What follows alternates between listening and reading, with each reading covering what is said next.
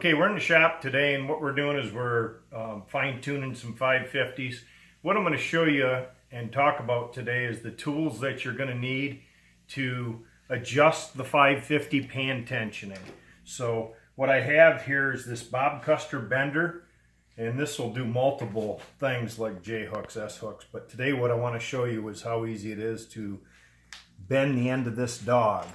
And what we're looking for, these are the tools we're going to need, is we'll need Sullivan's trap tester. Each line is a 1 pound increment. And then we'll need this trap pan adjuster. So the first step we're going to do is we're going to take this, and what's happened now with these is they're straight dogs. You know, a few years ago they used to put a 10-degree pitch on these. So what I like to do is go through every trap and set it. Click it down just to see where that pan is. And what we're looking for is from this point to this point, I want that pan right here. That's very critical.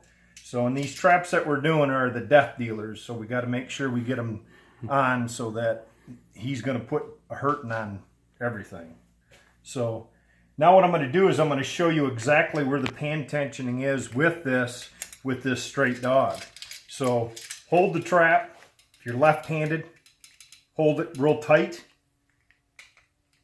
Put this in your right hand and go down gradual. So there's a pound, there's 2 pounds, there's 3 pounds.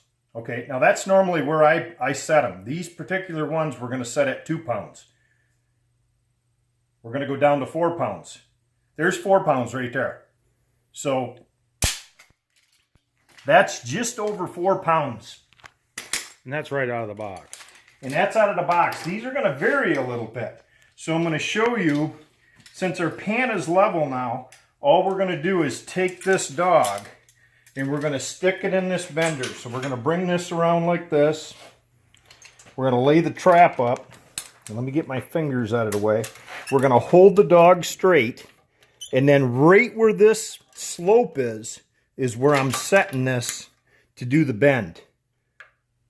Very critical you get this bend right there. So we want to get right on the end of that.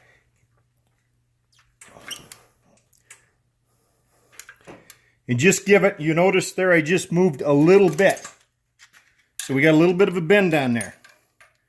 So now what we're going to do is we're going to reset the trap and see exactly where we are.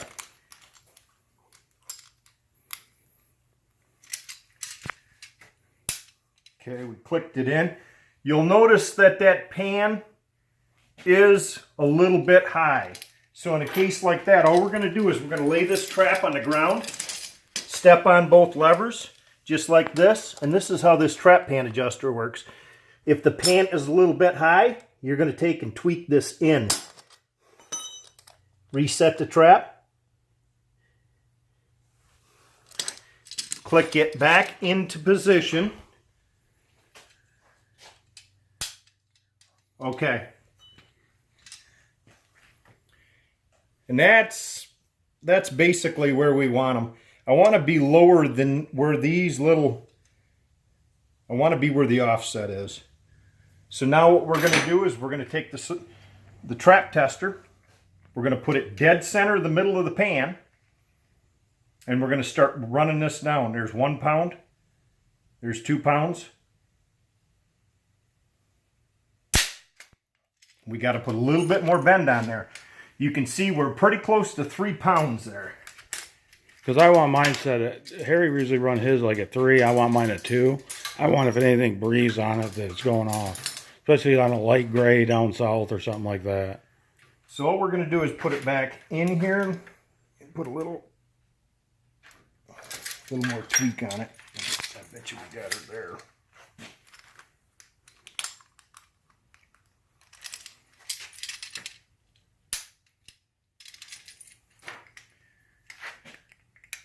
So again, we're going to put that trap tester right on there, and we're going, there's 1, there's 2.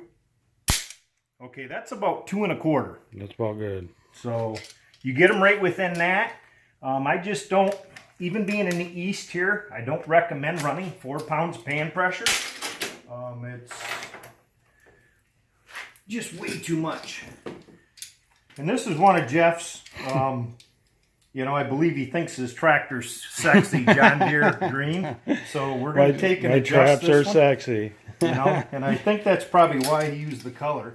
Oh yeah. And this one, gonna loosen the trap up. Tell you what, the farmers see that John Deere green in the back, and they're more likely to give you permission. You Well, know, that's why he was painting this that color, because this is just used on farms. So we're gonna get that dog in there, and once you get the hang of where you got to end with your thing here, you can pretty much get it to where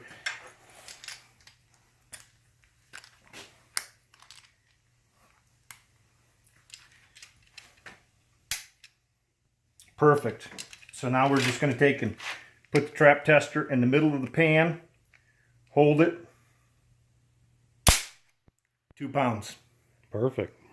So I hope this helps you out. We do get a few phone calls on stuff like this. You definitely need that. You can use a pair of pliers.